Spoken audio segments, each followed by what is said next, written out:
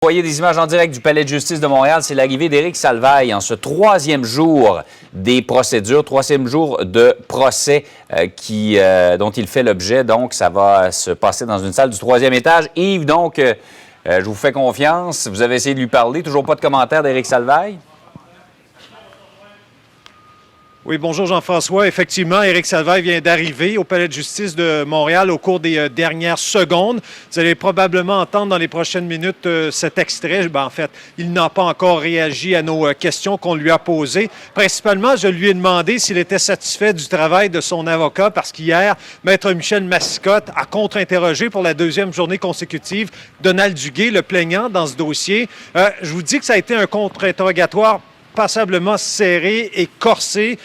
Plusieurs questions en rafale, en cascade qui ont été posées à Donald Duguay, mais il est quand même resté imperturbable tout au long de la journée, même s'il y a eu des attaques de la part de Maître Massicotte à son égard, qu'il a notamment qualifié de menteur, d'égoïste, a estimé qu'il avait une autre personnalité, notamment lorsqu'il a lu des courriels dans la salle de cour pour faire allusion, par exemple, à ces échanges entre le plaignant et la procureure de la Couronne, où on sentait vraiment le plaignant impatient face au traitement du dossier qui n'avançait pas à son goût, assez rapidement à son goût. Bref, Donald Duguay a répondu dans un certain calme à toutes les questions, les nombreuses questions de Maître Massicotte, qui a décortiqué également toute cette scène de cette agression donc sexuelle alléguée dans les toilettes de Radio-Canada.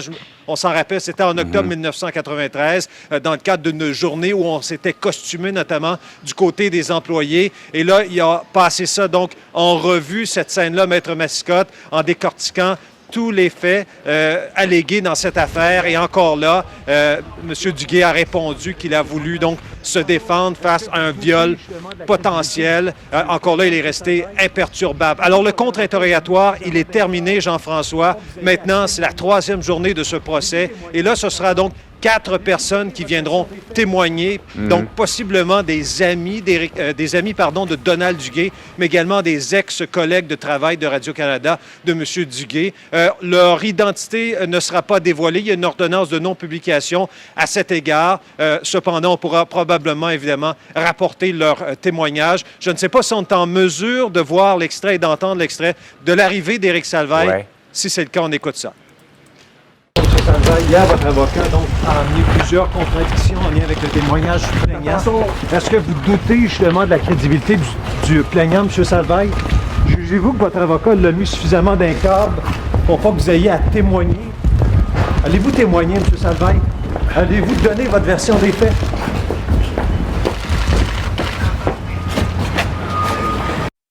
Comme je vous le disais, c'est pas parce qu'on n'a pas essayé, mais c'est compréhensible autant de la part d'Éric Salvaille que de Donald Duguay. On veut ne rien dire tant que les procédures ne seront pas terminées. Justement, on devrait clore aujourd'hui, Yves, donc la preuve de la poursuite, ce qui nous amène à ce que la défense va présenter, et vous l'avez évoqué avec Éric Salvaille, le fait qu'il va ou non témoigner, ce serait demain s'il le fait. Oui, j'ignore effectivement quelle sera la stratégie de Maître Michel Massicotte pour les dernières journées de ce procès. Maître Massicotte refuse encore là de répondre à cette question. Allez-vous, oui ou non, faire témoigner Éric Salvaille? Quelle est sa stratégie? Qu'est-ce que viendrait d'ailleurs dire Éric Salvaille? Est-ce que ça ouvrirait la porte aussi à la procureure de la Couronne, Maître Rivard, qui a certainement beaucoup de questions à poser à Éric Salvaille? Alors, on verra au terme de cette troisième journée de procès, à la lumière, justement, des témoignages qui seront rendus par les 4 autres personnes qui sont attendues, donc dès 9h30. On pense d'ailleurs que la journée d'aujourd'hui sera suffisante, Jean-François, pour entendre ces 4 témoins.